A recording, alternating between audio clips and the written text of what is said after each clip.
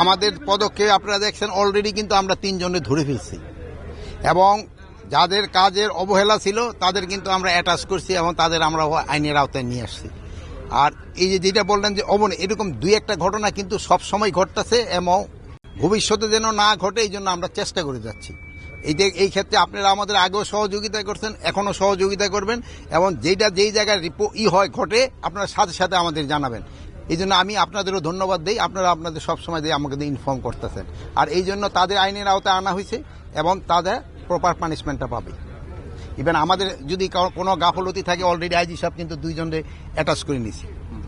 Sir আমরা দেখেছি 40তম BCS ছাড়াও আপনার শিক্ষানবিশ এসআই যারা আছে তার অনেকে বরখাস্ত করা হয়েছে, এই ক্ষেত্রেও বিপুল পরিমাণে এরকম আগামীতে এরকম সম্ভাবনা আছে কিনা, আশঙ্কা আছে কিনা স্যার? এখন এটা হলো প্রশিক্ষণে যারা ভালো করবে তারা উত্তীর্ণ হয়ে যাবে, আর প্রশিক্ষণে যদি ভালো না করে উত্তীর্ণ না হতে পারলে তো হবে না। ভাই আগে দেখছেন আপনারা আপনার ফাদার এবং দাদারা জিজ্ঞেস করেন আগে এসএসসিতে বা মেট্রিকে পার্সেন্টেজ ছিল কি পাস, এখন তো সব জায়গায় খালি একেবারে জিপিও 5 নিয়ে কম্পিটিশন, কে কোন ব্যাড।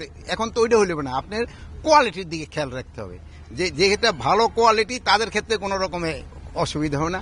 যদি কোয়ালিটি মানে ভালো না থাকে তবে তো তারা নেওয়া যাবে।